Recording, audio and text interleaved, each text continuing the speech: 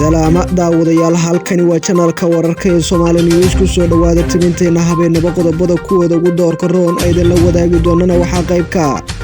Umar Cabdirashiid Cali Sharmaake oo si adag uga hadlay xiisadaha Deni iyo ciidanka BSF wada lagu xalin karana tilmaamay Ra'iisul Wasaaraha Itoobiya Abiy Ahmed oo dib ugu laabtay furmaha dagaalka iyo TPLF oo go'doon la galiyay ciidanka dawladda federaalka ee Soomaaliya oo lagu eedeeyay inay dhac ku hayeen shacabka Muqdisho wasiirro fashilay arrimo sira taliska booliska Soomaaliya oo ku dhawaaqay howlgalo ka dhana ee magaalada Muqdisho haddaba Yuusuf Gooni u saameyn doona warbixin ayada ku eegi doona iyo wararkii ugu dambeeyay arrimaha doorashooyinka Soomaaliya guddiga hirgelinta doorashooyinka oo war cusub soo saaray qodobada iyo qodobo kale ayaan ku tabi doonaa u diyaar garooba saaxiibayaal faahfaahintooda dhameystiran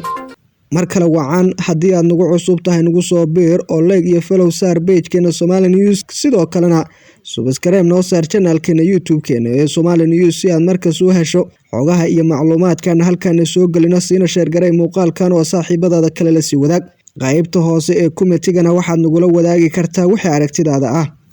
haddii aynu ku bilowno ra'iisul wasaarihii hore ee Soomaaliya Umar Cabdirashiid Cali Sharmaake ayaa si lama filaan ah uga hadlay xiisadaha BSF iyo Deni ka dhex taagan oo xalka loo leeyahay ra'iisul wasaarihii hore ee Soomaaliya Cabdirashiid Cali Sharmaake ayaa markii ugu horeysay ka hadlay xiisadaha dagaal ee ka taagan magaalada Boosaaso taas oo u dhaxaysa hoggaanka ciidanka BSF iyo madaxweynaha Puntland Siciid Cabdullaahi Deni waraysi uu siiyay telefishinka Dalsan ayuu arrimahaasi ku soo qaaday wuxuuna ugu baaqay labada dhinac inay si nabad ah oo xiisadahaasi dhammaantood loo soo afjaro sida ugu dhaqsiyaha badan sidoo kale waxay intaa ku dareynaysan cidna danta ugu jirin dagaal balse loo baahan yahay in laga fikiro mustaqbalka dambe ee Puntland oo haatan ah hooyada federaalka wuxuu yiri Deni iyo dawladdiisaba waa inay arrintaasi dib u eegaan waxaana wax sahlan ay yihiin si nabad ah in lagu soo dhameeyo xabad qofna xal uma ahan 23 sano ay jirsatay Puntland ayuu yiri hordhaca ayuu yiri Umar Cabdirashiid Cali Sharmaake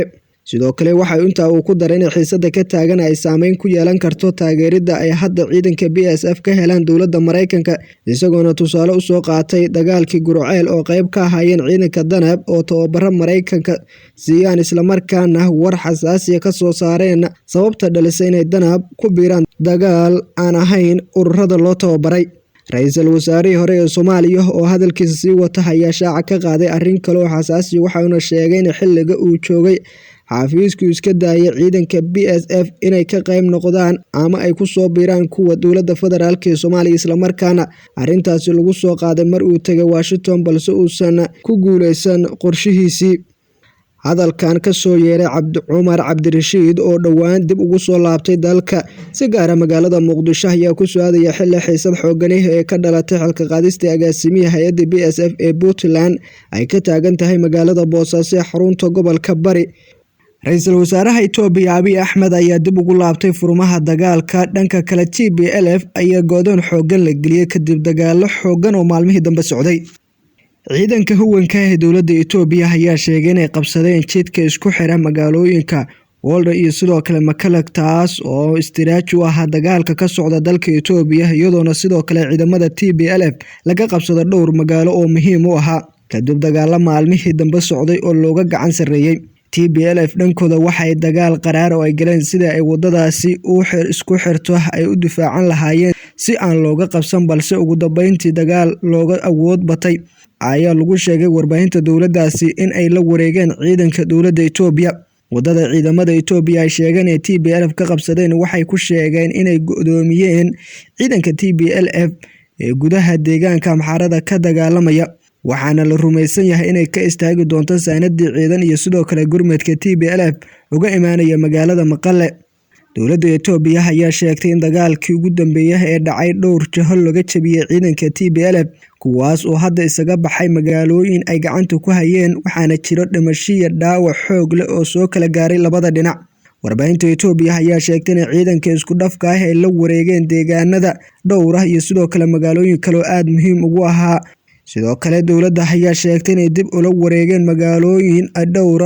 oo istiraatiiji ah isla markaana hadda ciidanka oo dhaqdhaqaaq ay ka wadaan magaalada Hara dhanka kale waxay ciidamada qabsadeen silsiladda istiraatiijiga ah ee buuraleyda ah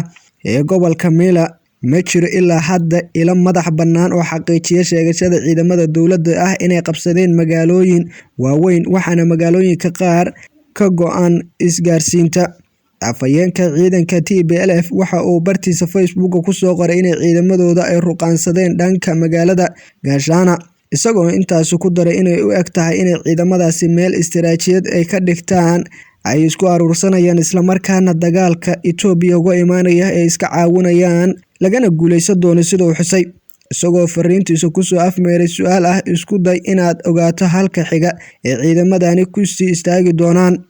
Dhinaca kale, Ra'iisul Wasaaraha Itoobiya Abiy Ahmed ayaa maanta dib ugu laabtay furmaha dagaalka ee dalkaasi kadib markii tillaabooyin ay qaadeen ciidanka dowladda sida laga soo xigtay warbaahinta dowladda maalmihii dambe ay ku guuleysteen dagaalada iyo inay dib u durjiyaan ciidanka TPLF oo muddooyinkii dambeba dowladda ka awood roonaa isla markaana dalabkooda ahayd inay Addis Ababa ay galaan sida ugu dhaqsiyaha badan.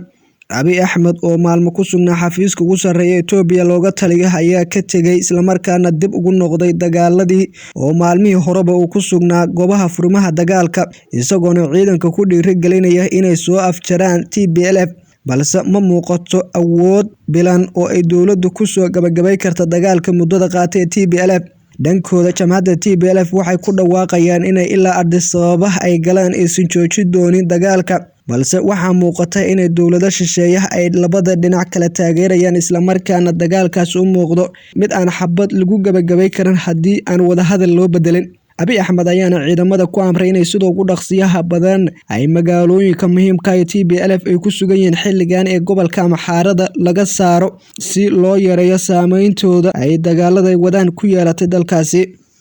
Ciidanka dowladda federaalk ee Soomaaliya ayaa lagu eedeeyay dhacay ku hayaan shacabka Muqdisho. Wasiiro ka tirsan xukuumadda Rooble ayaana fashilay arrimaha sirta ah. Wasiirka Awqaafta Arrimaha Diinta xukuumadda Soomaaliya Mudane Cumar Cali Rooble oo la hadlayay warbaahinta ayaa eedeymo culus u jeediyay ciidanka dowladda federaalk ee Soomaaliya ka howlgala gudaha magaalada Muqdisho.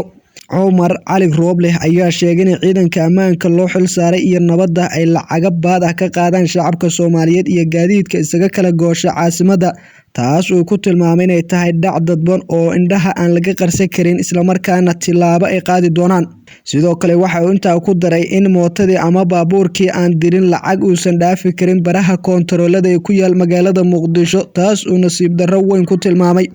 Goobaha hubinta ciidamada amniga u xil saaran ee jooga waxay ka socdo dhac dadban oo indhaha aan laga qarsan karin. Gaadiid waliba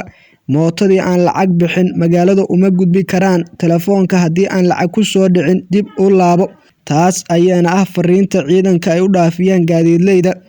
Wasiirka oo hadalkiisa sii wata ayaa hoosta ka xariiqay in arrintani sharaf dil ku tahay dhammaanba ciidanka Soomaaliyeed, waxaana ugu baaqay in si degdeg ah wax looga qabto arrintaasi oo aan ahayn mid ku cusub magaalada Muqdisho. Hadalkan ayaa ku soo aadaya iyadoo inta badan iskoosyada magaalada Muqdisho haatan ay ku sugan yihiin ciidamo ka tirsan kuwa dowladda Soomaaliya oo mararka qaar wadooyinka ka celiya gaadiidka noocyadiisa kala duwan, taas oo saameyn daran ku yeelata shacabka Muqdisho. Si kastaba ha ahaatee, Muqdisho waxaa haatan ka jira xaalado isbiirsaday, waxaana ugu daran falalka amni darrada gaar ahaan ka dhaca habeenkii ee ka socda degmooyinka gobolka Banaadir. Taliska booliska dowladda federaalk ee Soomaaliya ayaa ku dhawaaqa howlgalo ka dhan ee magaalada Muqdisho laga fuli doono sida ugu dhaqsiyaha badan. Kadib kulan looga hadlayay amniga oo maanta ku yeesheen magaalada Muqdisho, saraakiisha ciidanka booliska Soomaaliya ee gobolka Banaadir ayaa waxay ka soo saareen go'aamo wax looga qabanayo amni darrada ku soo korortay caasimadda iyo dilal loo geystay dad shacab ah. Inta ayaana ku soo gabagabeynaa saaxiibayaal tabinteena habeennimo aad kala socoteen channelka wararka ee Somali News. waxaan markaas halkaan idinkugu soo gudbin doonaa xogaha Soomaaliya wararka xilligaasi taagan. adigana ku soo biir Facebook-geena, page-ka iyo sidoo kale YouTube-keena si aad u hesho wararka ayna halkaan ku soo gudbino. Mahadsanideen.